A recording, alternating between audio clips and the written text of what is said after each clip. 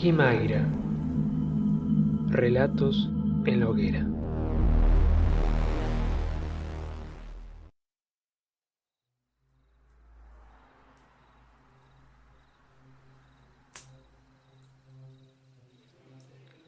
¿Quién no ha escuchado hablar de los vampiros, de Drácula, leer relatos, obras literarias?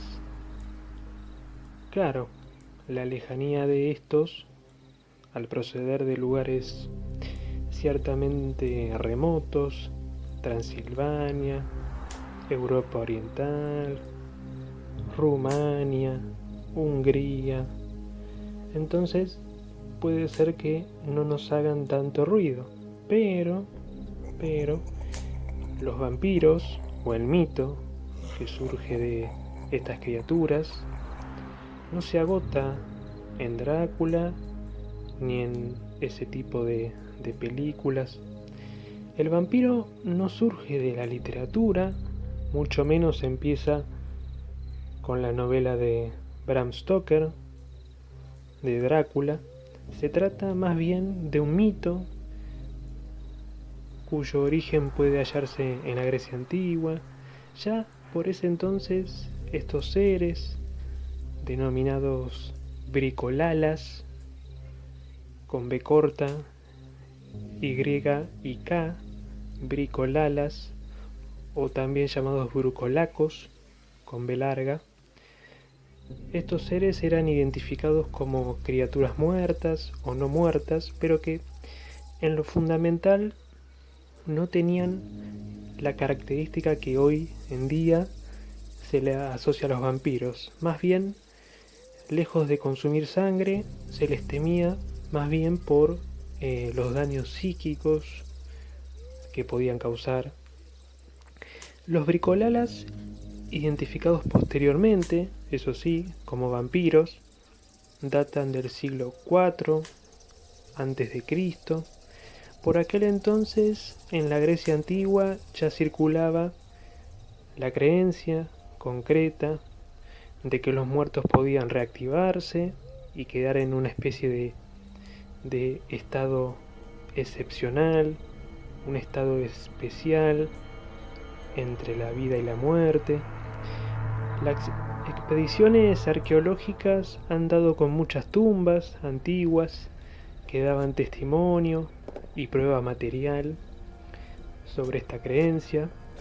Se han encontrado en algunas de ellas restos de entierro que hacen pensar en vampiros, cuerpos en posición flexionada en el interior de pozos, y sobre la cabeza o el tronco habían pesadas piedras de molino. ¿Para qué? Para que los difuntos no pudieran revivir y convertirse en bricolalas. Pero ¿qué pasó? La llegada del cristianismo a Europa terminó echando por tierra estas creencias, no obstante lo cual, lejos de desaparecer, estas continuaron circulando de oído a oído, de boca en boca, por supuesto, también mediante escritos y testimonios literarios. Las versiones y testimonios que daban entidad a los vampiros ya eran moneda corriente, sobre todo en los pueblos eslavos de Europa del Este, versiones que encontraban eco en un sinfín de hechos, enfermedades, ataques, muertes, cuya autoría era asignada a los vampiros. El siglo XVII fue el escenario y el tiempo para la proliferación de informes en torno a las acechanzas de los vampiros.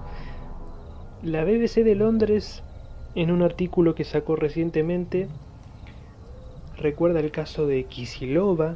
Kisilova es un pueblo europeo en donde se denunciaba la muerte de 9 personas producto de enfermedades repentinas, con la particularidad de que todas ellas señalaban o daban cuenta de la visita de un tal Petar Blagojevich, un hombre que les habría visitado a cada una de ellas por las noches, les había mordido y chupado la sangre.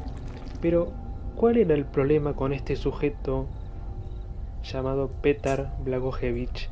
El asunto era que ya estaba muerto y había sido enterrado 10 días antes de la primera de las muertes que se le asignan. Cuando se hizo la exhumación del cuerpo de Blagojevich, con presencia de autoridades gubernamentales, lo que le daba al asunto una relevancia importante, el intendente imperial austríaco Frombold redactó un informe para Viena, y en ese informe decía que la cara, las manos y los pies y todo el cuerpo de Blagojevich estaban tan bien constituidos que no podrían haber estado más completos en su vida. Con asombro, dice Frombold, vi un poco de sangre fresca en su boca, que según la observación común había chupado de las personas asesinadas por él, con lo cual, al ser perforado, mucha sangre completamente fresca fluyó también de sus oídos y su boca, y tuvieron lugar otros signos que no describo por respeto. Esto es lo que escribía Frombold cuando firmaba la autopsia, el informe que mandaría a Viena, para que vean la relevancia que tenía el asunto de los vampiros, el vampirismo, en la Europa oriental de aquel entonces. Publicada la noticia en Viena, entonces el fenómeno del vampirismo se extendió por toda Europa oriental, a tal punto que se convirtió prácticamente en una epidemia. Cirujanos y médicos iban de un lado para otro, realizando autopsias, con publicaciones científicas y literatura sobre este fenómeno, proliferando una tras otra. Pero si hubo un lugar o zona en particular en donde el vampirismo tomó especial dimensión, casi que superándose como mito y deviniendo en una realidad, fue en los territorios del antiguo imperio austrohúngaro, principalmente en Rumania, Hungría, Transilvania. Esta zona no solo es el lugar donde se erigen castillos medievales que seguramente, si no han tenido la suerte de visitar, los hayan visto en imágenes, en videos. No solo castillos medievales, sino también que fue el lugar donde, o la zona, o el territorio político, pero también geográfico, donde gobernó el conocido príncipe Vlad Tepes, también conocido como el Empalador, allí por el siglo XV, en lo que era el reino de Rumania, que no solo era conocido y popular por su crueldad a la hora de asesinar a sus enemigos, sino también por ser el inspirador del personaje del conde Drácula de la novela homónima que todos ustedes conocerán, escrita por el irlandés Bram Stoker. Pero ¿qué pasó aquí? La popularización del mito de Drácula como personificación de una criatura con profundas, de verdad que son profundas, las raíces históricas y culturales en Europa del Este, en torno a este personaje, a los vampiros, el personaje de Drácula que encarna algo así como un embajador de este fenómeno del vampirismo. Pero la popularización del mito de Drácula, como les decía, trascendió al personaje y su trama. Hay una escritora que se llama Mariana Enríquez, que escribe el prólogo de Bram Stoker en una de sus ediciones en Argentina, una escritora muy conocida argentina, donde ella dice que este monstruo o criatura es una superstición que venía a sacudir el culto a la razón y el orden de la Inglaterra victoriana. Drácula encarna a ese ser sexual que todo lo desbarata, es el retorno de lo reprimido. Dejarse morder por Drácula implicaba volverse esclavo de una especie de lujuria, abandonarse a apetitos ilícitos, al deseo. Como decía Rousseau, autor del famoso Contrato Social francés en el siglo XVIII, Rousseau, en el marco de lo que era la expansión del vampirismo a lo largo y a lo ancho de Europa, no solo en lo que era el núcleo de este fenómeno, que era, como dijimos anteriormente, la zona de Rumania, Transilvania, Europa del Este. Rousseau decía que no había en el mundo una historia tan bien documentada como la de los vampiros. Decía, lo tiene todo. Tiene procesos orales, tiene certificados notables de cirujanos, de sacerdotes, de magistrados. De la novela de Stoker sale muy reforzada la figura de Van Helsing, el profesor que tiene como misión o como tarea, como responsabilidad, la de cazar vampiros, que debió mucho de sí a la batalla.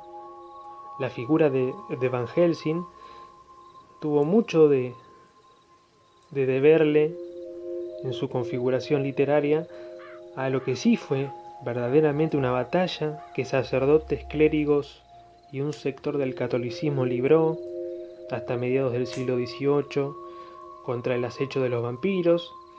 La revista National Geographic en un artículo cita a Agustín Calmet,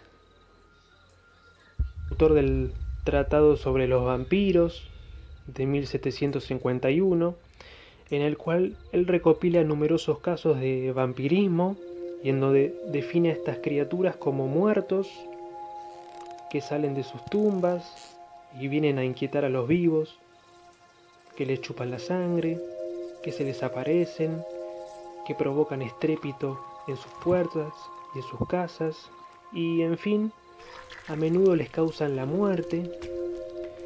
Uno solo se libra de sus manifestaciones desterrándolos, cortándoles la cabeza, empalándolos, quemándolos o traspasándoles el corazón con una estaca.